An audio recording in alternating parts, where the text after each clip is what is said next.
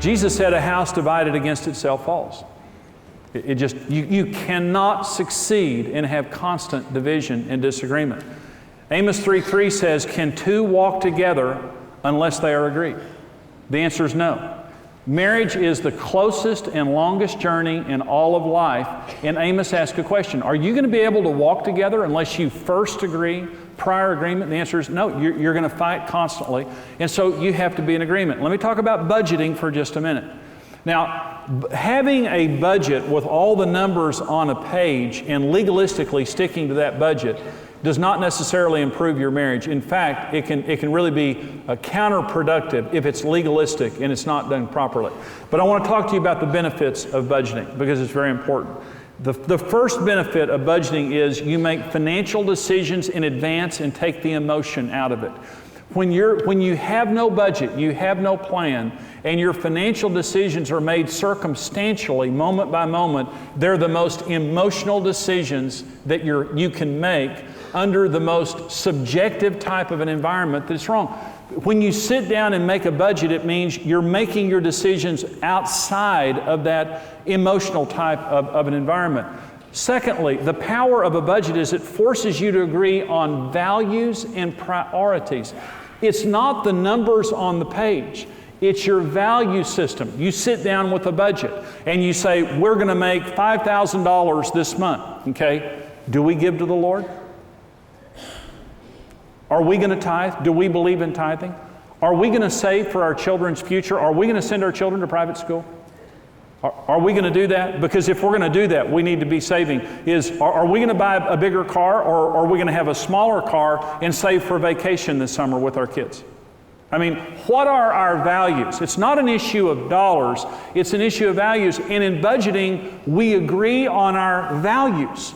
And that's what takes the fighting out of it. The reason that you're fighting, again, it's a battle of wills in an emotional environment where you've never defined what your values are in that. The third area, the third importance of budgeting is it provides a basis of accountability. If you never have a budget, let me just say this. When Karen and I used to fight about money, and she would say I was spending too much. When you don't have a budget, how can you tell me I'm spending too much? We have no budget. And if Karen came up to me and said, Jimmy, you spent $140 last month on golf. And I said, so? I need to spend that money, Karen. There's nothing wrong. You know how expensive golf is, and you know how much I need that? And we just sit here and we argue about it, and then she comes back and says, wait, 6 months ago we sit down and we did our budget. And we talked about our values, and we talked about how much money we had, and you agreed that you spend no more than $100 a month. You remember that conversation? And I would say something like, vaguely. Well, here's the budget, buddy. If you don't have a budget, what accountability can there be? Because you never agreed on anything. There's no basis of reproaching a person later lovingly and just saying, you busted the budget.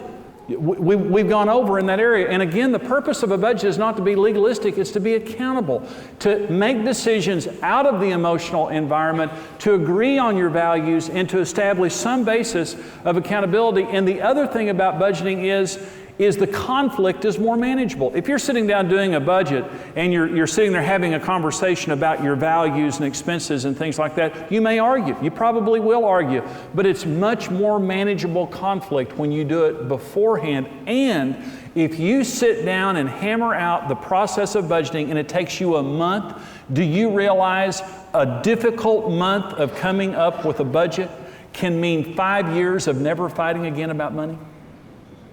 I want you to think about that. It's like the old commercial, pay me now or pay me later. But you're going to pay. And you can either sit down right now and do it right and have peace afterwards, or you cannot do it now and just have a running battle about money. And so you need to agree on the issue of money. And if you can't do this on your own, it might be that it's just so volatile, and you may have some very difficult issues. You may have gotten yourself into a lot of debt or some real serious issues. There are some people who are so gifted, some godly people, so gifted, financial counselors.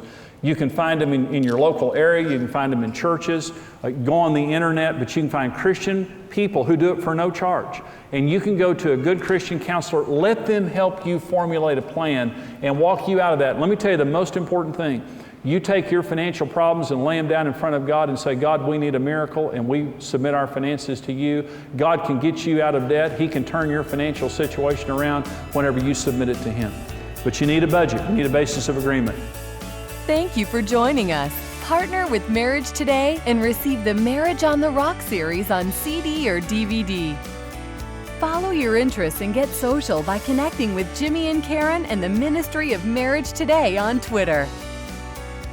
Marriage Today's latest book, Happy Happy Love, will supercharge your marriage with practical tips, wisdom, and inspiration for every stage of marriage. Visit happylovebook.com. Become a rock-solid partner today and equip yourself with the tools you need for a successful marriage. $14, $28, or $56 per month. Choose the partnership level that's right for you. Become a rock-solid partner today.